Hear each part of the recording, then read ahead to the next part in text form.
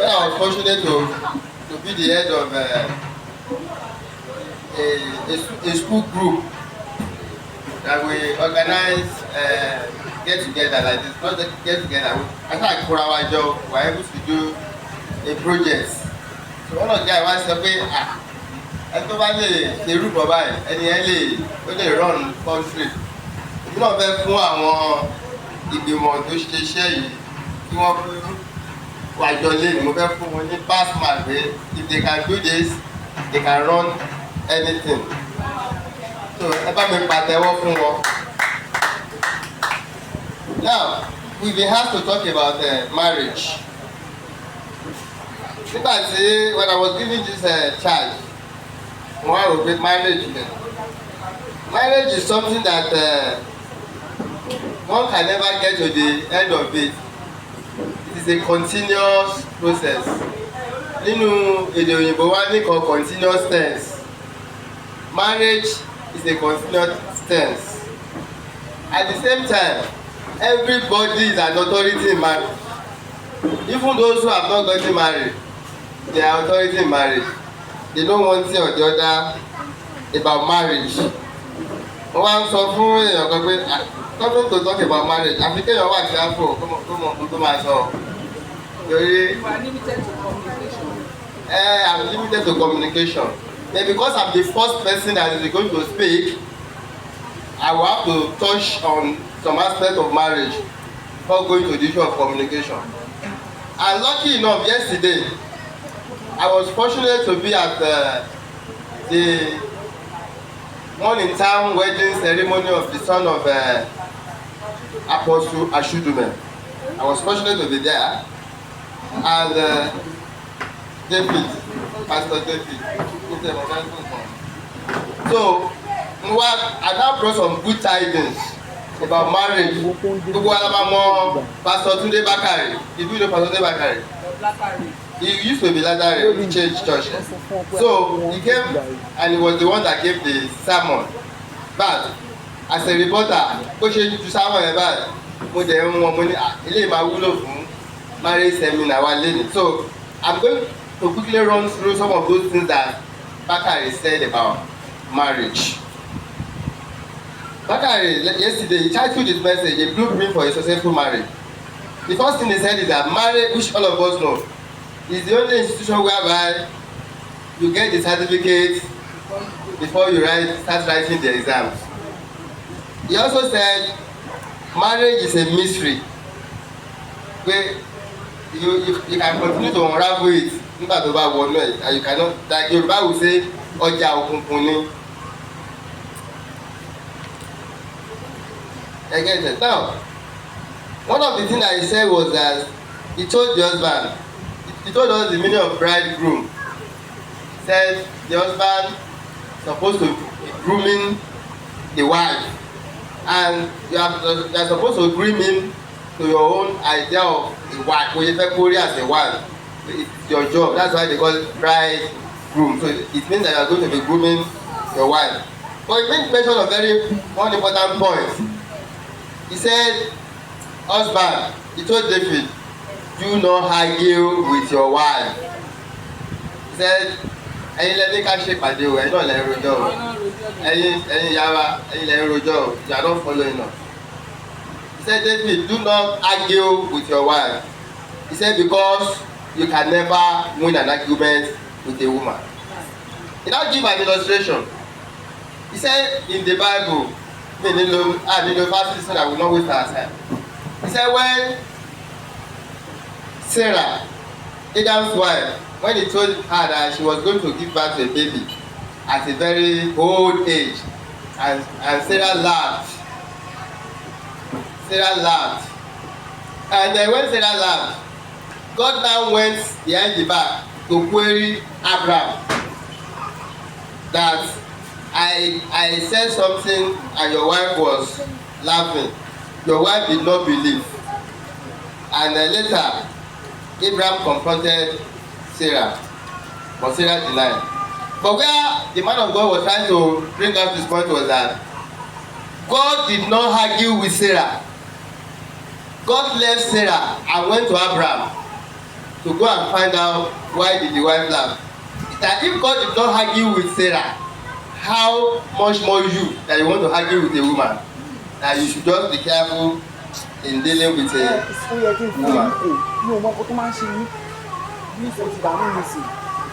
Now, another very important point that the man of God said was that when you argue with a woman, it can prevent your prayers from being answered.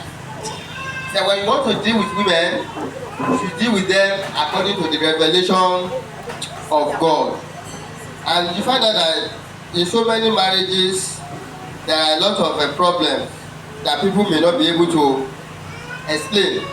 He now advised the couple and said, if you want to avoid the pitfall that he had during his own marriage, that they must jettison argument. He now gave an example. I will give, there are two songs that he sang. He said when he had some issue with his wife, he went to the church, and the first thing he did was that when the pastor was asking him what was the issue, he started the song. He said, "Oh Lord, arise, let your enemies be scattered. Oh Lord, arise, let your enemies." He left it, and when the wife was called, the wife also said, "Jesus is my husband, I'm married to Jesus." That ẹ̀yin máa mọ orí yẹn náà pé Jesus will still come and take me. Can you see that it will just continue to be turbulent? He now said again that there are two manuals when it comes to marriage. The manual that is given to the wife, the manual that is given to the husband. What is the manual that is given to the husband? Who can tell us? Hey Joe, it's supposed to be interactive. Oh, so quick watch the lecture. In the manual, in the charge, what is the charge that God gave to the man in marriage? And what is the charge that God gave to the husband? I know this one. I think, praise the Lord. Hallelujah. When the man gets a very person is supposed to. The charge given to the husband is that he should love his wife and the wife should submit to your husband. Thank you, man. And that is as simple as that. Who was saying majority of marriages have problems because the husband want to implement the manual of the wife and the wife want to implement the manual of the husband. He enjoyed husband, everybody, and I believe that what the man of God was saying yesterday is what every one of us can learn from. Even those who their marriage is as good as Methuselah. He said most of the time, the husband wants to say the wife must be submissive. And it's none of your business to force your wife to be submissive. It's none of your business. Just face your own manual, which is love your wife and be the head of the family as Christ is the head of the church. He said when you do that, the wife naturally will fall in line to also, because if you are doing your own duty to the handshake and you are doing it consistently, the wife will have no other choice than to also follow suit, because he or she knows that you have been discharging your own responsibility. The way there are conflicts is that when you begin to insist that you must be submissive, and that has always been the issue of men. We are masculine in nature, we always want to exert our authority. So you know said, but when you find out that you are executing your own manual, the other party is not executing his or her own manual, then you should take the matter to God. See, over to your wife or your husband is not cooperating with you. Instead of arguing, take the matter to God, because marriage is an institution ordained by God. Now we have been asked to talk about communication in marriage. Or before that, I will quickly look at one or two quotes that justifies the essence of marriage. I don't know the person that said it, but somebody said marriage is a no, it's not a mission. Forgivers, okay. He said marriage is a union between two forgivers. When you look at that word, two forgivers, when Jesus Christ said, when they asked him that how many times should we forgive our brethren when they offend us, when Jesus said 70 times 70 times 70 times whatever time, I think he was referring to marriage. You find out that in marriage offenses is a continuous thing, that you cannot say how many times your wife or your husband will offend you in a day, not even your children. You cannot tell how many times, not even in a day or in your lifetime. So if you are somebody who does not forgive, you are going to bear grudges in the end of your life. Even when you get old, that you have no authority over them, they will still offend you. So when God says you should always forgive, I think it's talking about the institution of marriage. Another thing I want to bring out there is that marriage is also about two people that tolerate one another. When you say tolerate one another, that means about pé lọ́wọ́ àwọn tó ti wà níwájú pé how is I manage ara wa ni. So marriage makes everybody a manager. Yes, now somebody will say there is no perfect marriage. There is no perfect marriage. But I give money quote or again that's not about that perfection. Then another person said a successful marriage means falling in love always with the same person. That is, when you are in a successful marriage, you are going to have to fall in love over and over and over again with the same person. One should have assumed that when you fall in love, you just do a one-off thing. Say, okay, you fall in love. But it's not that if I mean never jà tí ẹ parí ẹ̀, bond yẹn ti máa ṣe kí ni, are too strong sí. And you have to learn to continue to fall in love with that person. That's why very important when you are entering into marriage. There must be something very spectacular tó fẹ́ràn nínú ẹni yẹn o. Nǹkan yẹn ló máa wò mọ́ lára. Nǹkan yẹn ló máa wò mọ́ lára tí each time tí issue bá dé. So when we say there is no perfect marriage, mo tún rí kan tó sọ pé it's not marrying a perfect person but trying to work and make something perfect. So when you are looking for the perfect man, you better stay clear of the institution of marriage. And when you are somebody who cannot forgive, I think it's not even a place as you move, because apart from your wife, which is always people always stay at the center of the issue. What about the children? And I will also bring out this point too. You now find out that in the society, one man really told by níyàwó as somebody that is not responsible. I recall when somebody wanted to become a speaker of the House of Rep nílùú, he was not married. He was 40-something. Wọ́n sáré lọ ní kó lọ ṣèyàwó kíákíá, because wọ́n believe pé how can we entrust our authority to this person tí ò níyàwó nílé. The reason is this o, when nǹkan táwọn èèyàn máa ṣe fún ẹ níbi iṣẹ́ àbí níta àbí ní church tó máa bí ẹnu, ìyàwó ẹ ti ṣe fún ẹ 10 times, ọmọ ẹ ti ṣe fún ẹ 20 times. O lè pa kí lè fẹ́ ṣe, ó bá pa kámú nìyà. So tó bá wá ti di pé because àwọn yẹn wọ́n ti máa ṣe kí ni, wọ́n ti tó fún ẹ, wọ́n ti da orí ẹrú, wọ́n ti dà ẹ́ láàmú. Tẹ bá rí ẹlòmíì kọ́lọ́ dárí jù mí o, praise the Lord o. Tẹ bá rí ẹlòmíì tó ń kọra, ẹ wò bóyá ẹni tó ń lọ ọmọ tó ní àwùjá, because àwọn yẹn gangan ní trainer, wọ́n á ti ṣe kí ni, wọ́n á ti ṣe ẹ̀rọ. So wọ́n á believe pé ẹni tí ò níyàwó ẹ wá sọ ẹ fi ṣe olórí ẹni pé òun ni kó máa govern. Báwo ló ṣe fẹ́ lè ṣe nígbà tí ò tí ì face a lot of testimony, trial and challenges from the home? Ìgbà míì the wisdom tó lò nílé láti fi overcome àwọn issue yẹn will come to play. Bẹ́ẹ̀ tó bá jẹ́ pé ṣe ló kàn jẹ́ pé ẹ̀kọ́ gbé sí ipò ẹ rí i pé àwọn ọkọ yẹn máa strain sí, ó ṣẹ̀ṣẹ̀ máa learn rope ni.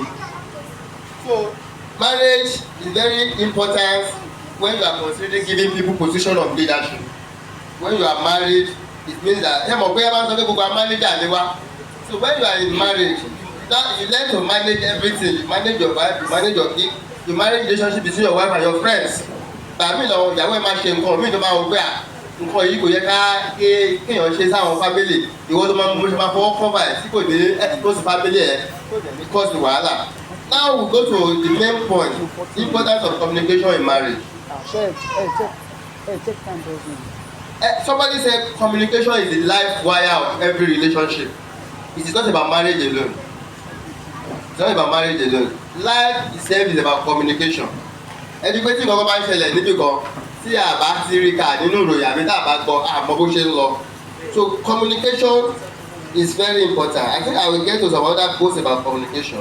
But one thing tí mo fẹ́ ká kọ́kọ́ jọ wò rèé o. Kí làwọn nǹkan tó máa ń fa conflict in marriage? Conflict in marriage or breakdown of communication. Let's put it that way. What are those things that causes breakdown of communication in marriage? I want us to use our experience. That's if we down, mommy. Praise the Lord. According to my own understanding, assumption. Yeah, she tell me, kí ni mo sọ?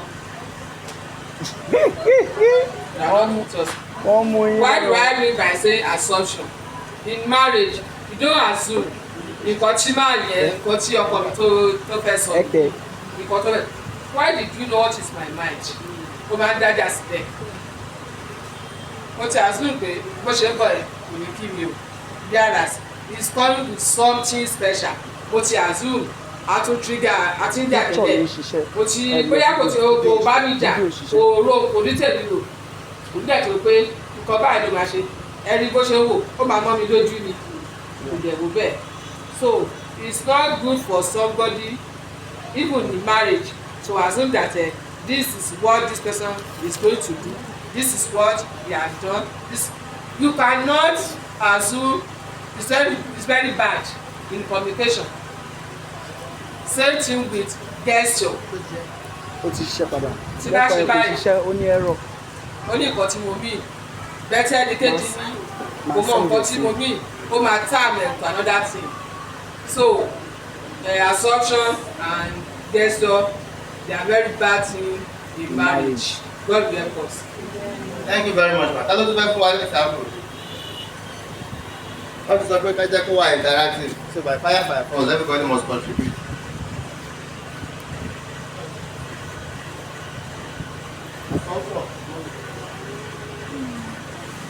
Àyè kọ́kọ́ nọ̀nà. Ó ní kọ́kọ́ náà.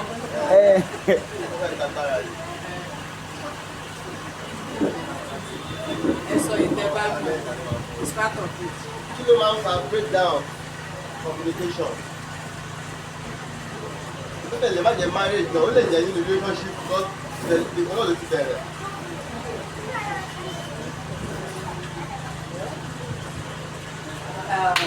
I would say argument also. Disagreement and misunderstandings.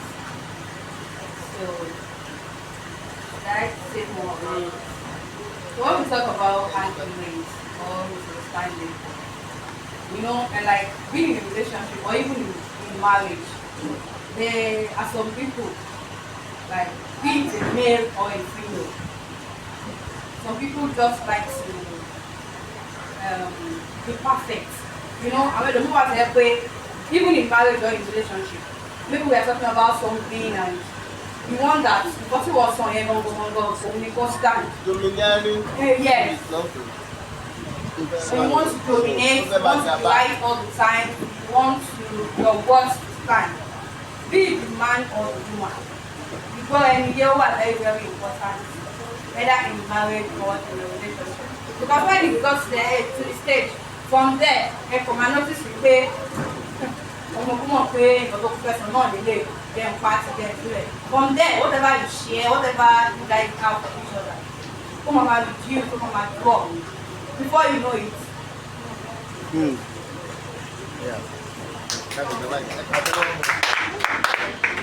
Ẹ ti gbọ́ nǹkan tó sọ wọ́n ní ìgbọ̀ra ẹni yé, and some people want to dominate the other.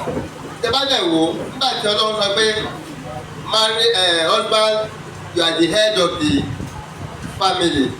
God does not say the wife is a slave. Ṣé bá wò from culture bóyá in the olden days wọ́n máa ń rí àwò bíi ẹrú. Sometimes I say in our own time, our try láti wà democratic And when I say democratic, but I remember when I was going to get married, I had a girlfriend that was all over me. But the only reason why I did not get married to that lady was that ó ti tutù tèmi. Ó tutù. Tí mo bá ní ìjókòó síbẹ̀ pẹ̀lú máa wà dálẹ́. Bàrá fẹ́rù wo fẹ́ kú fẹ́. Bàrá tí bá lọ gbóbìnrin wẹ̀ ìwọlé gan bẹ́ẹ̀ ọ̀gbọ́n máa bẹ̀ mí ni báwo pé ilé yìí ò ní jẹ́ kí ilé bàbá yé mi jẹ́ ni o. Because I was looking for democracy, but I got more than a democracy. So sometimes domineering spirit ó máa ń ṣẹlẹ̀. Ó jẹ́ ẹ má jẹ́ ká kọ́ra wa pé bóyá ọkùnrin nìkan ló máa ń gàba o. Obìnrin náà lè fẹ́ gàba lé ọkùnrin. Aláwọ̀ family tó ẹ pé first born ní àbí. Aláwọ̀ family tó ẹ pé a mọ̀ pé ìyàwó lọ́kọ. A mọ̀ pé majority of nǹkan tí ìyàwó bá sọ òun la fẹ́ máa gé. And in relationship should be mutually there should be mutual respect. Okay. Yes na everybody. Kò bá ìgbà sometimes gan kójọ́ ọmọdé gangan lèèyàn bá ṣọ̀rẹ́. Amos sọ pé can two work together except they agree. Gbogbo there should be mutual understanding kí relationship yẹn kó wà kó má wà skewed. Olóyìnbó aṣọ pé tí nǹkan bá skewed ó tẹ̀ sẹ́gbẹ́ kan. Eléyìí ló fẹ́ máa gà wọ́n. So tó bá ti jẹ́ onírúurú nǹkan bẹ́ẹ̀ just like I said tó ti mọ̀ pé argument ló máa bá dé ìbẹ́sì ni pé ká para wa tì. Ẹ̀dẹ̀ mọ̀ pé ìlọ́tọ̀ ká para wa tì ó máa ń ṣẹlẹ̀ ní marriage gan. Fábíyì ti sọ pé assumption gbàmí ó ti mọ ọmọràn tó mọ oyún ìgbé nínú ìkarahun. Yàrá àsìkò tó rò yẹ kọ́ ló ẹni ẹ rò that you have assumed pé assumption dem have caused a lot of problem in relationship. That's why they said communication because communication will dispel assumption. Ẹ jẹ́ kí n sọ fún yín nínú iṣẹ́ tèmi ṣe nínú profession tèmi ṣe I'm a journalist, I'm a communicator. Wọ́n sọ pé majority of the time when organizations don't talk about whatever problem they have, they leave room for rumor mongering. Bàtẹ́ ẹ̀ bá ti sọ this is the problem that kọ́kọ́ ṣẹlẹ̀ bóyá accident kan ṣẹlẹ̀ ibi iṣẹ́ wa èèyàn kan wá ó fara pa ẹ wá fọwọ́ bù. People will say ló kú bẹ́ẹ̀. But when you come with what they call full disclosure, tell us about bàbá àbájọ ṣe explain. Àwọn èèyàn máa mọ̀ bọ́ ìgbà tí ẹ bá ti explain the next thing that happen is rumour. Àwọn èèyàn bá yín gbé rumour because condition yẹn they must talk about it by fire by force. So if you want to be open with it ó máa help you but man tẹ́ fọwọ́ bọ̀ yẹn you leave room for rumour. So assumption is another problem. So because of the time another thing tó máa ń ṣẹlẹ̀ ni pé unrealistic expectations. Bàtà wọn máa ń ṣe ìyàwó gbà mí ẹlòmíì ti máa wọ pé this is the what I expect from my man. Ó yẹ kó lè ṣe léyìí ó yẹ kó lè ṣe léyìí ó yẹ kó lè ṣe léyìí but nígbà tí wọ́n wá nínú marriage yẹn tí gbogbo kí nìyẹn wà á bọ́ sí mọ́ ó máa jẹ́ kí disappointment wà á bomi tútù sọ́kàn ẹni yẹn ó lè jẹ́ kí communication kó break down. Ìtò le jù tó tún pọ̀ jù bẹ́ẹ̀ òun ni lack of listening skill. Èèyàn kan sọ nínú gbàgbọ́ òṣèlú ó ní pé gbogbo ìgbà a máa ń fẹ́ sọ̀rọ̀ so that we react. Well, we want to listen to other person to react, not to listen and understand. Ṣé bá rántí pé tí ọba ìjà tó bá ń jà àbí bẹ́ẹ̀ pásítọ̀ náà pé kó wá parí ìjà. Ibi tí obìnrin ti ń sọ tiẹ̀ ọkùnrin ẹ̀ka ti dá sí pé ẹ̀jẹ̀ kó so tiẹ̀ tó tí mo ti sọ tiẹ̀. Ẹ̀jẹ̀ kó sọ fún most of the time we listen to react to what that person is saying so that a fẹ́ dá lóhùn. After advance argument tiwa but when you listen to understand the kí lẹni yẹn try láti sọ then you can get that person's perspective and understand pé bàbá ní empathy fún ẹni yẹn but tó bá ti jẹ́ pé listen to react ni wùrùwùrù ni o so when there is no listening skill from the other party ẹ máa rí pé break down máa wà ó lè kọ́ sí kí ìyàwó àbọ̀ kọ́kọ́ sọ pé a máa ṣára wa sí. Another thing ni pé poor communication style ó tún lè kọ́ sí problem nínú ìgbéyàwó and báwo ni ẹ ti máa manifest wọ́n máa ń sọ̀rọ̀ wọn fún wa pé about correct we should correct love. Then most of the time we see correction instead of that other and I like one of my boss is retired now. Kò sí nǹkan tó lè ṣe mistake tó lè ṣe nínú bulletin ẹ nínú newspaper package. The first thing he will do is that akọ́kọ́ sọ pé fantastic la máa fi máa yẹ a ní fantastic nígbà tó bá ti sọ fantastic yẹn tó sọ̀rọ̀ bó ti gbẹ ẹgbẹ́ ẹja yọ òun náà ti wọ pé o ti gbà wọ́ọ̀dù ẹ wá ní but wọ́n lè jẹ́ kó o lè jẹ́ ká ṣe báyìí nígbà tó máa sọ̀rọ̀ meekness ni o are you getting my drift ṣé o rò kó máa better ṣẹ́kẹ́ bá gbọ́dọ̀ bọ́ tó bá jẹ́ kíkẹ́ àti ẹni bọ́ọ̀tì ẹ̀ làwọn máa mú sókè òun lábá kókun náà máa fi fà á lọ́rùn báyìí àwa gbàgbé fantastic so criticism in marriage or even in any relationship ó gbọ́dọ̀ jẹ́ with love so tí poor communication style yẹn bá ti wà ìṣòro ni o. Then somebody will say another thing is unresolved conflict. Tí ìjà bá wà ká parí ẹ̀ o, mo máa adopt the style kan. Bóyá people might call it impatience. Èmi ò láì kí n máa sleep over grudges. Kò bá àjọ rẹ̀, kò bá àjẹ́ kìíní kan. And it's causing me a lot of problem o. But ayé ò fẹ́ òótọ́. I will be sincere with you. The man believe pé mo ti rí pé I'm somebody that is given to anger. Olóyìnbó dẹ̀ máa ń pè nǹkan ní pent up. Wọ́n máa ń pè ní pé kéèyàn bọ́tù nǹkan. Kí ni pé ó ṣàmì lẹ́nu mà? Mo mú sọ́wọ́. Ó ṣàmì lọ́la. Mo mú sọ́wọ́. Kẹ́rí tó bá ti ń di méjì mẹ́ta bẹ́ẹ̀rẹ̀. Ìjọ́ sẹ́ni yẹn bá máa react. Spark ni o. Yes na. Tó bá máa react. Tó méjì àṣírí náà. Tó bá fọ́ ó ti pọ̀. Ó ti ń mu sínú. That's why ẹni pé àwọn tó máa ń bínú àwọn ló máa ń ní àmúmọ́ra jù. Reason ni pé ẹni tó máa ń bínú kò ní í ṣe lórí action kan ló máa react ẹ lọ find out. Ó ti ní mẹ́ta mẹ́rin márùn mẹ́fà ó ti kó sáwọ́ kó sáko. Ìjọ tó kọ́ wákọ̀ ní pé ẹni ẹ̀kọ́ tẹ̀ mọ́lẹ̀ díẹ̀ bá pé tẹ̀ láì. Ó kọ̀ fún ẹ díẹ̀ yáyá. Ọ̀gbẹ́ ṣé torí bó tẹ̀ ẹ̀yìn náà yọ. There has been a lot of unresolved issue. So what I just decided to do, managing my own anger is tó bá ti ṣe nǹkan fún mi, èmi máa sọ ni o. O máa kú, o máa yè, èmi ó sọ ọ́ so that it should not become pent up nǹkan tí máa fi síkù. Ìdílé ẹ̀kejì, àwọn amọ̀lélẹ̀ àwọn ọjọ́ tó bá máa di issue báyìí, serious uncontrollable anger ló máa di. So in marriage tí conflict bá wà, ó bẹ́tà ká tètè jókòó ká sọ o. Iron the house so that it doesn't become a pent-up anger. Lack of emotional intimacy ìyẹn náà máa ń cause problem both in communication and in marriage. Right. Stress. Kí ni mo pè ní stress yẹn? Àti pé kéèyàn máa create time fún family àti spouse ẹlòmíì iṣẹ́ ṣáá ni iṣẹ́ tó jẹ́ pé àwọn kan ti ṣe lánàá ó dẹ̀ máa gbé jùlẹ̀ náà ìyàwó àkọ́kọ́ wọn sọ pé I'm busy how can you be busy more than the family so tí ọkọ bá ti jẹ́ busy ló ń jẹ́ tí ò ti ráyè family busy ló ń jẹ́ ṣòro ló máa di o. Wọ́n á ní àwọn quote kan because of our time but I will quickly run through those quotes. One of them said best marital communication is where yesterday vibes does not solve today's communication. Torí bá ń jà lánàá ká lè máa sọ̀rọ̀ lẹ́yìn. Tí Yorùbá ní pé à ń jà kébi ká kúnu. Kọ àwọn kan wà bẹ́ẹ̀ o.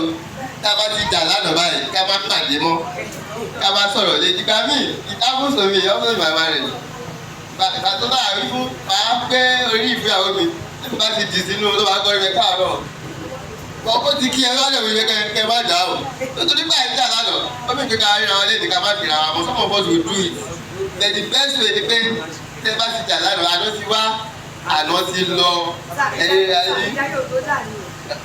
life goes on.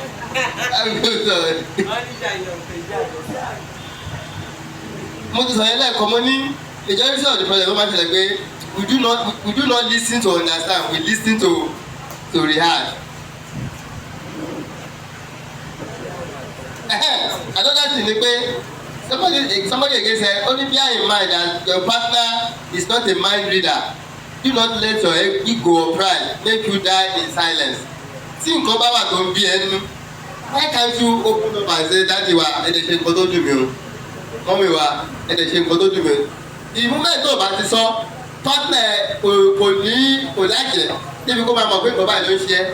Ìgbà tó o bá lè sọ jáde á tún máa ṣe nǹkan yẹn tó tún ju nǹkan yẹn lọ pàápàá fún ẹ. Bẹ̀rẹ̀ nígbà tó bá ti sọ fún mi, bá ti bọ́ọ̀lù àti pẹ̀pẹ́. Nǹkan báyìí o lè ṣe mi ò dé láìpẹ́ ẹ o.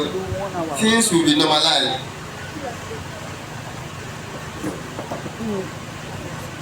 Somebody said without communication there is no relationship. Relationship tí o bá ti sí communication.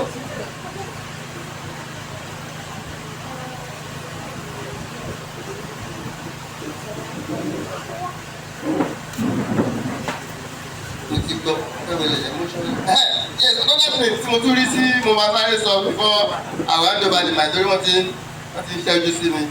Òun ni pé àwọn èèyàn míì tẹ́ bá wọ́n rí pé máa jẹ lé ọmọ kékeré àtàlẹ́ illustration pé most of the time emotional trauma máa ń yí lọ́pọ̀ àwọn èèyàn tó máa rẹ́ni sọ fún pé nǹkan báyìí máa ló ṣẹlẹ̀ sí mi. Bọ̀ nígbà tí ọkọ àti ìyàwó bá wà tí ò sí opportunity fún ọkọ àbíyàwó láti sọ fọ́pọ̀ ẹ̀ pé nǹkan báyìí ló ṣe tí ò dáa. Ẹni pé ẹ jẹ́ kí n fún example àwọn ọmọdé tí táyé bá lọ Kẹ́hìndé nínú àwọn ọmọ tàbí yẹn tí last month tó wá fẹjọ́ sùn bàbá. Ẹni pé tí bàbá sọ pé mo ti gbọ́ mo máa discipline ẹni pé ọmọ yẹn máa lọ gbogbo kí ni yẹn ara yẹn máa balẹ̀ inú ẹ̀ máa dùn pé ó ti rí ẹni gbọ́hùn. Bẹ̀rẹ̀ tí wọ́n ti sọ bàbá yẹn kọ́ sọ pé leave me alone bá náà mi ká lọ ṣe ráyé léṣe ẹni pé àjẹ́ ẹ̀dọ̀ mi dé inú ọmọ yẹn ò lè dùn. A ti wò pé òun ò tí ì rẹ olùgbèjà. Yàrá bàbá ò ṣe nǹkan kan sí o. Bàbá was not going to attend to that matter but ìfá pé kọ́kọ́ fún ní assurance pé mo ti gbọ́ mo lè máa ṣe nǹkan sí. So most of the time in marriage náà tí ìṣù bá ṣẹlẹ̀ ẹ jẹ́ ká máa fúnra wa ní opportunity to hear ourselves out. Ìgbà bí nǹkan as husband or wife tó bá ti gbọ́ nǹkan tẹ́ni yẹn sọ you might not even act lórí ẹ̀ ẹni yẹn there this kind of peace lọ́kọ̀ ẹ̀ tó ti máa fi ọkọ̀ balẹ̀ pé ìṣòro lọ́kọ̀ ẹ̀ á lọ lẹ̀ bọ́ tó bá fún láyè láti pé kí wọ́n gbọ́ ìṣòro máa wà tó kọ́ lọ kó ràn wá lọ́wọ́. Ẹ jẹ́ ká pàṣẹwọ́ fún àwọn dájú. Àtẹ́wọ́ wa yẹn kéré náà.